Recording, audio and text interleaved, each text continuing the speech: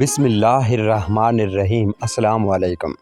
ایک دفعہ کا ذکر ہے کہ سلطان صلاح الدین ایوبی رحمۃ اللہ علیہ کی زوجہ عصمت خاتون محل کے صحن میں کنیزوں کے ساتھ تلوار بازی مشق کر رہی تھی۔ محل میں خوشی کا سماں تھا۔ محل کے باہر ایک چھوٹا سا بازار تھا۔ لوگ خرید و فروخت کر رہے تھے اور ہر طرف ہجوم ہی ہجوم تھا، کیونکہ سلطان صلاح الدین ایوبی رحمۃ اللہ علیہ نے ایک بہت بڑا علاقہ فتح کیا، جس کے بعد سلطان نے چند دنوں کے بعد محل میں جشن کا انتظام کیا اور اپنے سپاہیوں کو انعام دینے کی تقریب رکھی، کیونکہ سلطان کا یقین تھا کہ جو سپاہی سلطان کے ایک حکم پر اپنے بیوی بچوں کی پرواہ کیے بغیر اپنی جان کی بازی تک لگا دیتے ہیں تو ان کو نہ صرف آخرت میں بلکہ اس دنیا میں بھی انعام و کرام سے نوازا جائے، تاکہ ان کے حوصلے بلند ہوں اور آنے والی نسلیں ان کو دیکھ کر شہادت کی خاطر کافروں سے لڑنے کے لیے تیار ہو جائیں۔ اچانک ایک سپاہی نے سلطان کو خبر دی کہ حضور ملکہ اپنی کنیزوں کے ساتھ تلوار بازی کی مشق کر رہی تھی کہ اچانک ملکہ نے تلوار ہوا میں لہرائی تو تلوار ملکہ کے ہاتھ سے گر گئی اور آپ کے بازو جیسے ہی آپ نے اوپر پھیلائے وہیں پر رک گئے اور ابھی تک وہ بازو حرکت نہیں کر رہے۔ کنیزوں نے پوری کوشش کی، لیکن درد کی شدت سے ملکہ تڑپ رہی ہے۔ کچھ سمجھ نہیں آ رہا۔ کنیزہ ملکہ کو شفا خانے میں لے گئی۔ سلطان صلاح الدین ایوبی بھی وہاں پہنچ گیا۔ شاہی حکیم نے پوری کوشش کی ملکہ صحت یاب ہو جائے، لیکن پوری کوشش کرنے کے باوجود ملکہ صحت یاب نہ ہو سکے۔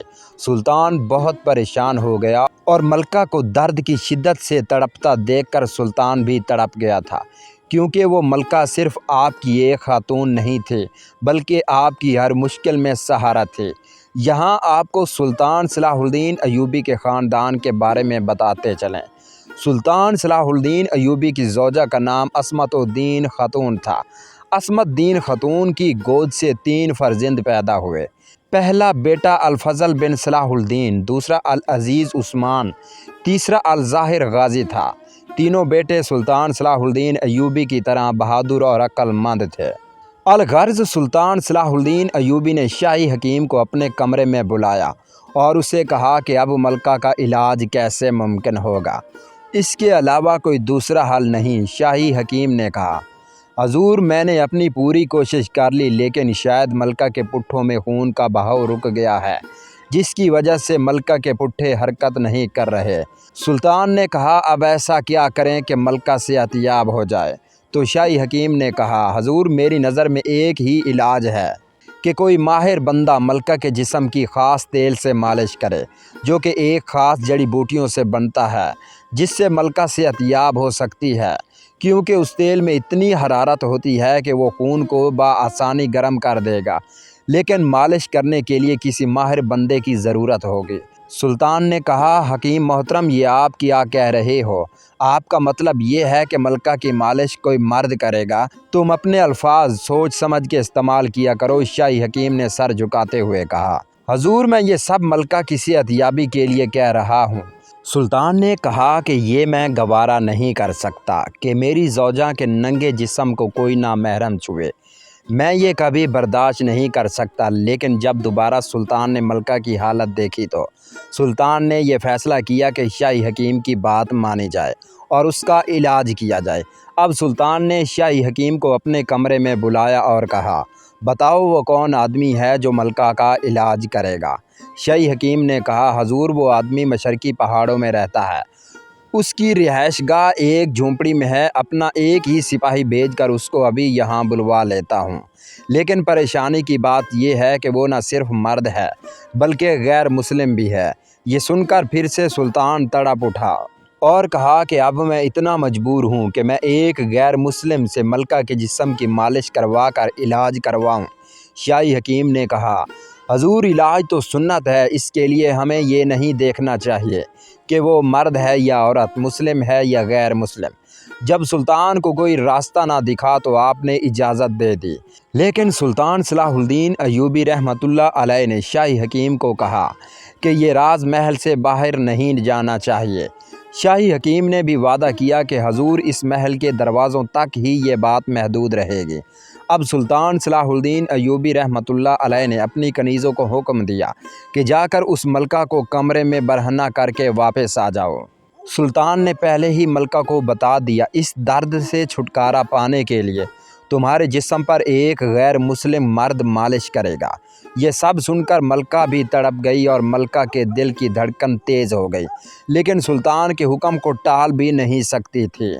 کنیزوں نے ایسا ہی کیا۔ تھوڑی ہی دیر میں ہی شاہی حکیم اس نوجوان کو لے کر آیا، جس کا سر سے پاؤں تک چہرہ ڈھانپا ہوا تھا اور اس کے ہاتھ میں ایک شیشی تھی جس میں سرخ رنگ کا تیل تھا۔ جب سلطان نے حکیم کی عقل مندی کو دیکھا اور اس نے مالشی کا منہ چھپا دیا تاکہ وہ ملکہ کو برہنہ حالت میں نہ دیکھ سکے، لیکن پھر بھی سلطان کے دل میں بہت غصہ آ رہا تھا کہ اب غیر مسلم مرد ملکہ کو چھو کر اس کا علاج کرے گا۔